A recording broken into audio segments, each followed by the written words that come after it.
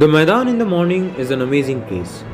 Widely known as the lungs of Kolkata, one finds there people taking stroll or going on with regular exercises, children playing, mounted police patrolling on horsebacks, and the jockeys running horses for their next Saturday race.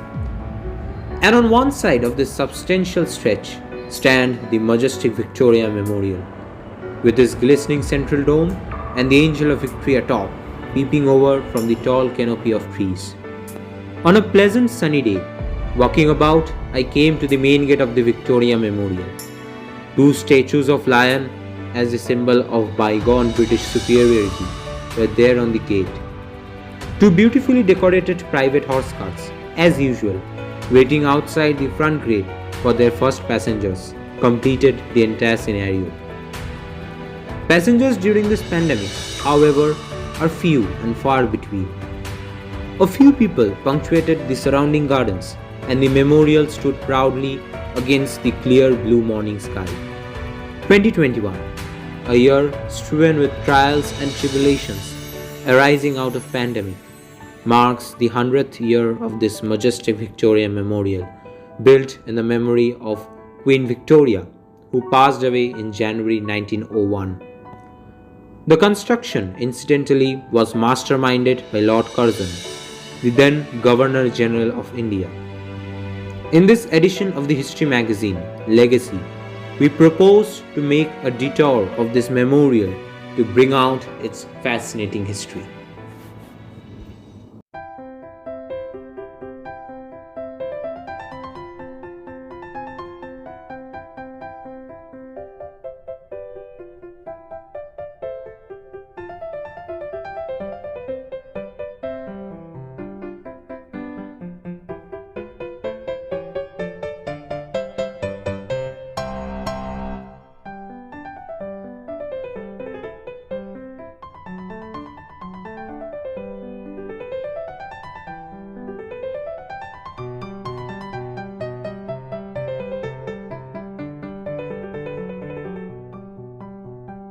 It was 22/6/1837, and 18-year-old Alexandria Victoria ascended the throne of England as queen following the death of King William IV. She started ruling India directly through viceroys and an elaborate administrative setup from 1877 onwards through Queen's Proclamation and Royal Title Act. She ruled India for 25 years.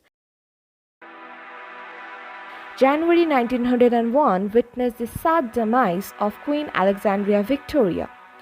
The then Viceroy Lord Curzon proposed a memorial in the name of the deceased queen. Let us therefore have a building, stately, spacious, monumental, grand, to which every newcomer in Kolkata will turn, to which all the resident population, European and native, will flock, where all classes will learn the lessons of history and see revived before their eyes the marvels of the past. Said Lord Curzon. He appealed to the people of India and the royalties to donate funds for this memorial. Perhaps as a first instance of crowdfunding in India, a whopping 1 crore 5 lakh rupees was donated by the people of India and the royalties. British government, following the usual practice of not wasting money in the colonies, didn't spend a penny. Sir William Emerson, the president of the British Institute of Architects, assisted by engineer Vincent Joe H., were chosen to design the memorial in a stretch of 64 acres of land close to the river Ganga. Presidency Jail, which stood in this expanse, was moved to Alipur. Just for the sake of information, the building Harinbari of Sirajud-Dowla preceded Presidency Jail in this stretch of land. Though the construction began in 1904 by laying the foundation, the declaration of partition of Bengal in 1903 threw the essential spanner. Bengal stood up in protest against the order and scheme was nearly abandoned. It was 4th January 1906 when the construction was started through the formal laying of foundation stone by Prince of Wales, King George V.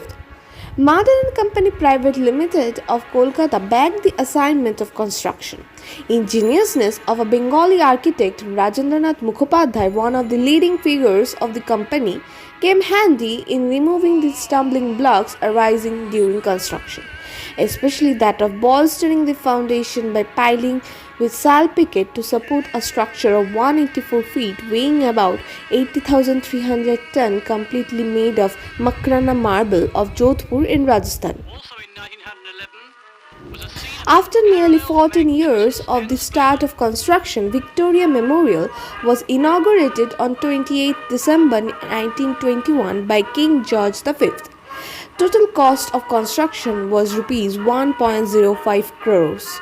The shifting of capital from Calcutta to Delhi also slowed down the project. Incidentally, Rajendranath Mukhopadhyay was awarded knighthood for his contribution in the construction of the memorial. Standing tall with pride as the heart of the city, the Victoria Memorial Hall is a perfect epitome of an architectural wonder in the city of joy, Kolkata.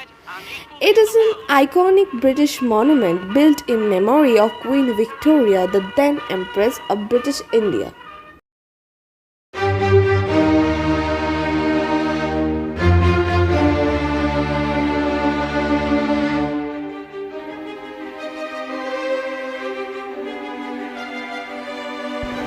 In 1922, Lady Lytton visited the Victoria Memorial for regular inspections.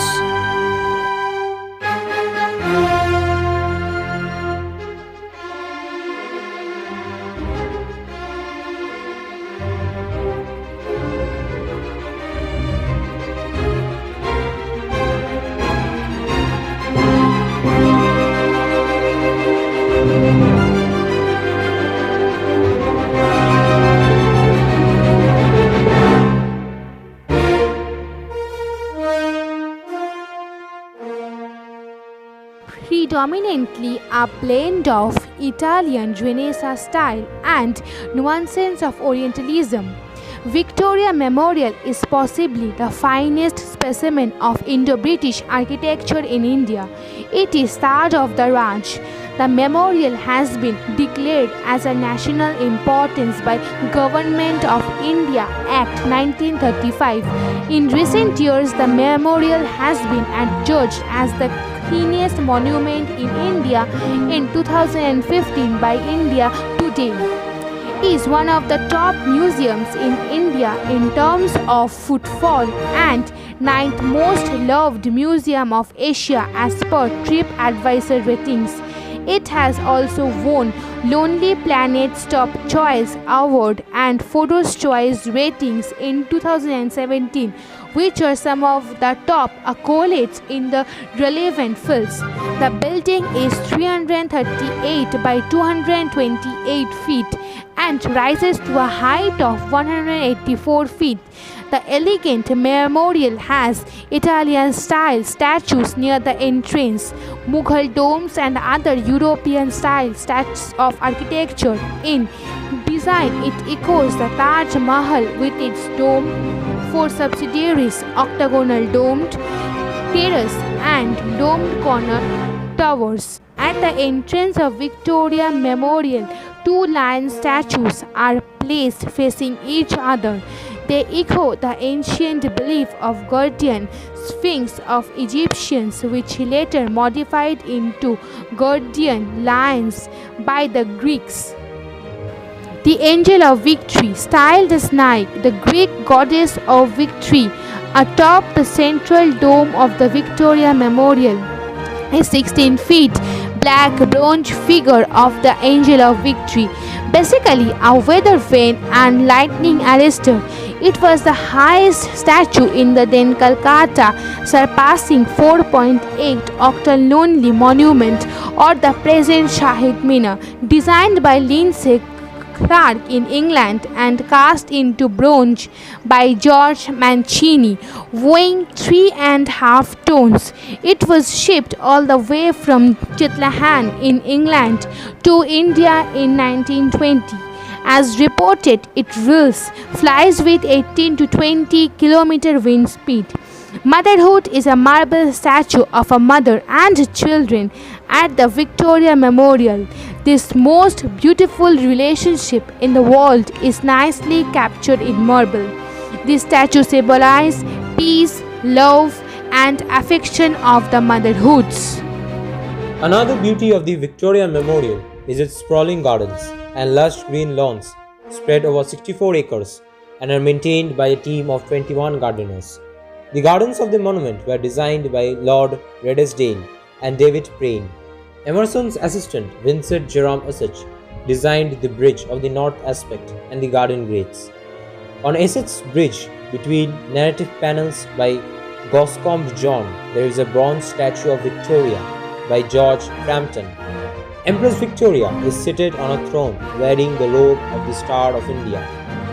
In the paved quadrangles and elsewhere around the building, other statues include that of Hastings, Charles Cornwallis, 1st Marquess Cornwallis, Robert Clive, Arthur Wellesley, and James Brown Ramsay, 1st Marquess of Dalhousie. To the south of the Victoria Memorial Building is the Edward VII Memorial Arch.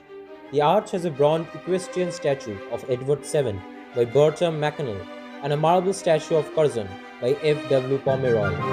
The garden also contains statues of Lord William Bentinck, Governor General of India 1833 to 1835, George Robinson, 1st Marquess of Ripon, Governor General of India 1880 to 1884, and Sir Rajendranath Mukhopadhyay, a pioneer industrialist of Bengal and the architect who finally got the building executed.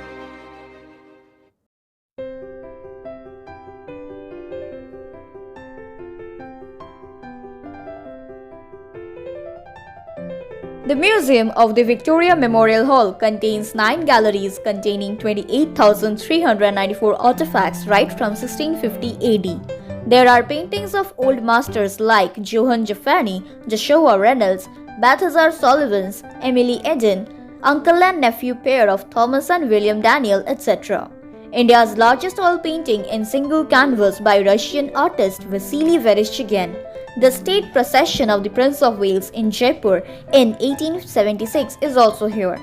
In the archive, there are Aurangzeb's handwritten Quran, Abul Fazil's Persian translation of the story of Nal and Damayanti, Dara Shikok's Persian translation of Upanishad, Cannonball of Battle of Plassey, and Overcoat of Tatya Topi, hero of 1857 Sepoy Mutiny. The memorial also glorifies more than 5,000 paintings of painters belonging to the Bengal School of Art. The collection of documents is also vast. This collection contains a boundless number of personal correspondences of the colonial administrator, official letters and copies of treaties and charters, including a volume of legal note of Justice John Hyde, the second Chief Justice of Honorable Supreme Court of India. Lithographs and aquatints are important visual medium before photography, forming a substantial section of the painting collection. It also owns a collection of rare photographs by Bournay and Shepherd of Old Calcutta and India. Several volumes of manuscripts of various texts from Buddhist and Sanskrit books and epics are also a part of the museum. There are 9 galleries in the Victoria Memorial, namely the Royal Gallery, the Entrance Hall, Portrait Gallery, the Queen's Hall, the Prince Hall, National Leaders Gallery, Indian Schools of Art, Calcutta Gallery and the Durbar Hall. 2 of the important galleries are: number 1, the Queen's Hall. A key attraction for visitors, the Queen's Hall is also known as Victoria Gallery. Circular in shape, it has 180 feet full-length marble statue of Queen Victoria by Sir Thomas Brooke standing right in the center of the hall. The gallery displays a number of portraits of Empress Victoria and Prince Albert and several copies of paintings of their lives by Jansen and Winterhalter. Some of them are: Victoria receiving the sacrament at her coronation in Westminster Abbey in June 1838, Victoria's marriage to Albert in the Chapel Royal at St. James Palace in 1840, etc. King Edward VII presented Empress Victoria's childhood rosewood piano and her correspondence desk from Windsor Castle, which stand in the center of the room. On the south wall hangs the majestic single canvas oil painting of Russian artist Vasily Vereshchagin, which we have already mentioned. Number 2. Calcutta Gallery. In the mid-1970s, the matter of a new gallery devoted to the visual history of Kolkata was conceived by Sayyid Nurul Hasan, the then Education Minister of India. In November 1988, during his tenure as the Governor of West Bengal, an international seminar on the historical perspectives for the Kolkata century was hosted, and there the concept of Kolkata Gallery was finalized to be inaugurated in 1992. The Kolkata Gallery contains a visual display of the history and the development of Kolkata, including a life-size diorama of Chitpur Road in the late 1800s. Library and Restoration Unit. There is a reference library of Indo-British history with 15,494 books and documents. The students of Museology, Art, History, and Old Calcutta avails this library. The students from outside can access the library with the permission of Secretary of the Memorial. There is a restoration unit of old documents, paintings, and photographs in the memorial. Over the years, they have been doing significant preventive and curative restoration work. In 2017, among other restorative works, the units have completed preventive conservation of 50 photographs of Satyajit Roy, clicked by Srinimai Ghosh, which had immense archival value.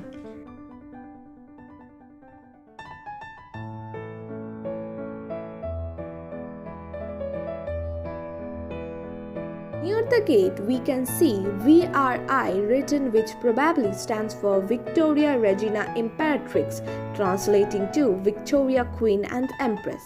This might have meant that Victoria, who is a Queen of England, is an Empress of India. Another intriguing writing is Dive Mon Droit, written above the entrance of the memorial. This translates to God and my right. This could be a reference to the monarch's right to rule.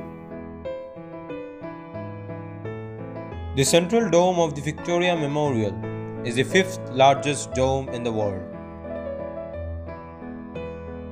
The celebration of the 125th birth anniversary of Netaji Subhash Chandra Bose, one of the grandest and most prestigious movements in Indian history, took place in the Victoria Memorial campus on 23 January 2021.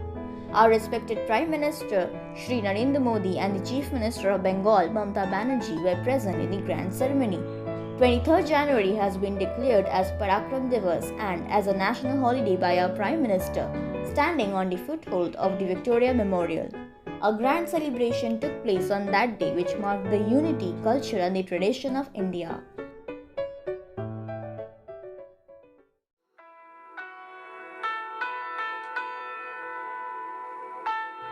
A grandiose structure filled with unity, integrity, and an amazing history. It is truly the pride of Kolkata.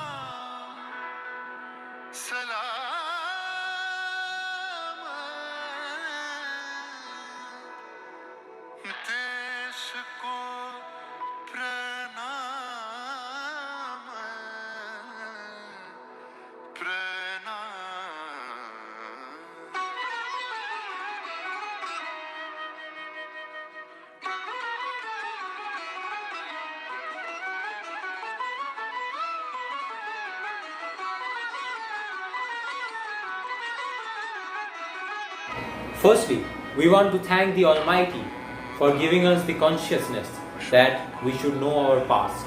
We want to thank our Managing Trustee, Mrs. S.E. Broughton, our Chairman Sir, Mr. J.G. Broughton, for their continuous support.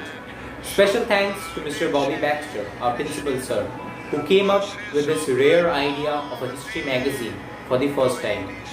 We also like to thank our Vice Principal Sir, Mr. Shantanu Mukherjee, our teacher in charge, Mr. Lionel Jennings, and our junior school coordinator, Mrs. Cheryl Ann Day, for continuing this support. We would like to thank our teachers for continuously supporting and encouraging us, with special mention to Mrs. Tapushi Chatterjee and Mrs. Priyanka Chakraborty, our senior history teachers, for their guidance.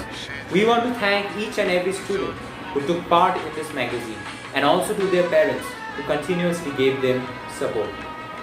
We would like to thank those who are watching this video. Please like, share and subscribe the channel. It is important to know our past. Until we know our past, we will not grow in our future.